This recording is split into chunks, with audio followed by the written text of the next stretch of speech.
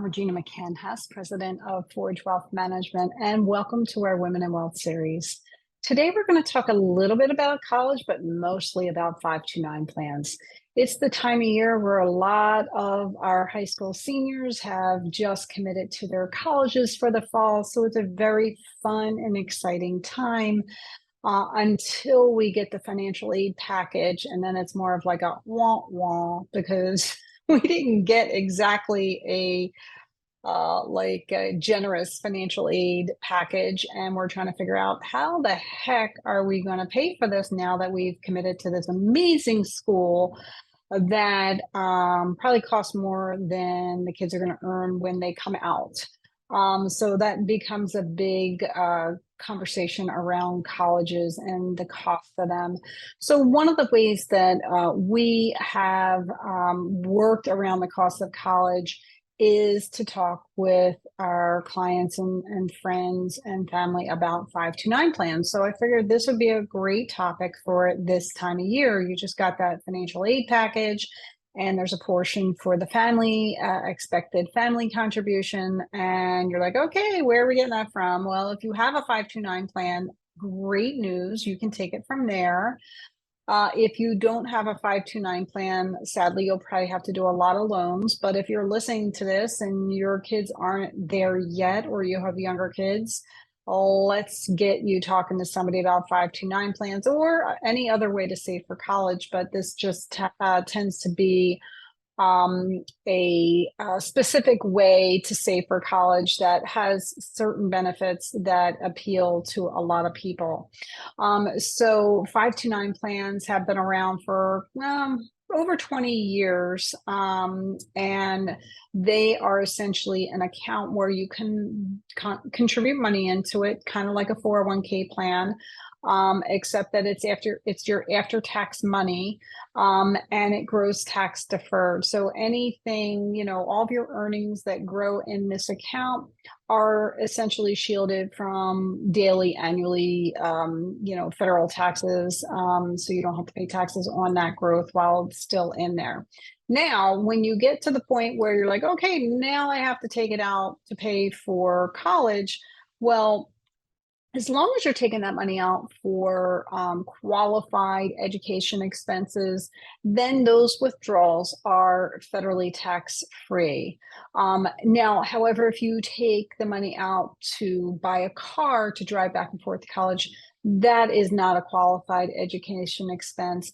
And you're going to wind up paying federal income tax on your earnings, plus a federal tax penalty of 10% may also apply.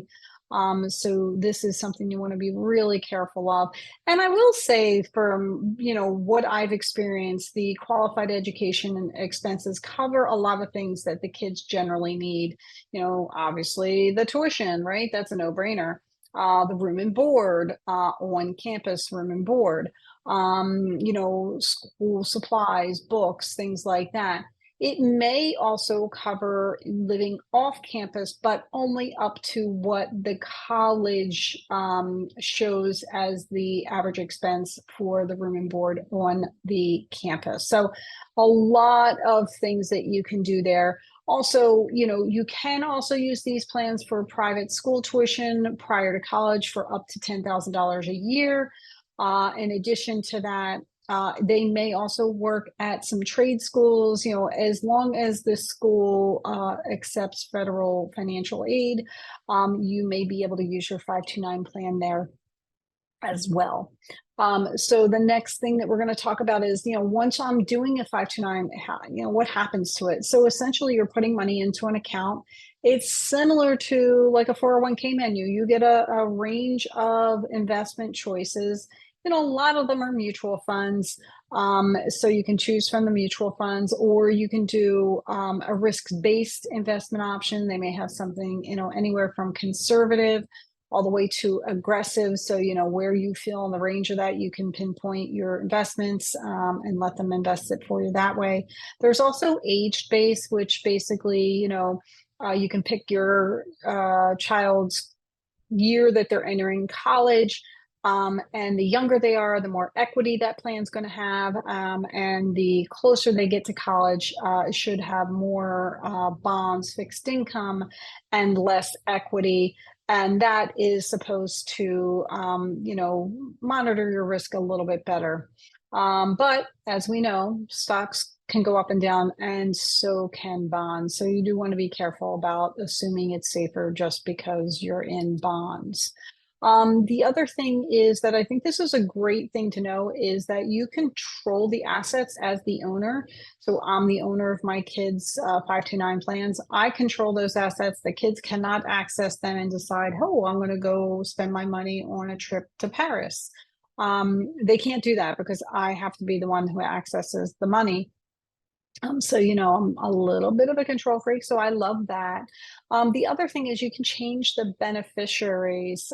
So if your older child, gets great financial aid package or scholarships or whatever, or goes to a, inexpensive school and you have a little money left over, you could change the beneficiary to their sibling and then use it for that child. You do have to be careful when you're changing beneficiaries to make sure you're not like skipping a generation because that could, start a gift tax type of situation. So you just want to be careful with that. The other thing you can do here is you can have a contingent beneficiary, contingent account owner on that. So in my case, it would be myself as the owner, my husband as the contingent owner, and the kids as beneficiaries. Each of them has their own account. And that's in case, hey, I walk out the door, get hit by the proverbial Mack truck, and then another adult can step in and take control of the assets and the investments and whatnot and be able to do what they need to do for the kids to go to college. The other thing to think about is how much can you put into these plans? Well, you are allowed to, contribute up to the gifting amount for that year. This tax year, it's $18,000. So if you're a married couple, that means $36,000 that you can put into a 529 plan per year. The other thing that you could do, and I don't see too many people do this, but you could front load the plan. You can put in as much as if you're, married, you can put in as much as $180,000. And that basically just front loads the plan, but you can at that point not make contributions for the next 4 years, totaling to get to a total of 5 years, like this year plus 4 more years, so a total of 5 years. So, that is an option for you. Again, most people generally go, put the 529 plans, they set them up.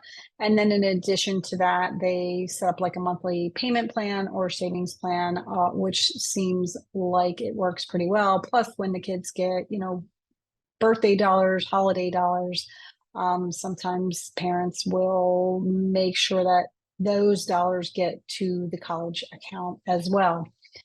So, it's just another great way to save for retirement. And believe me, as a parent with 2 kids in college, what all the parents say is, oh my gosh, it happens so quick. And you roll your eyes, but it does happen so quick.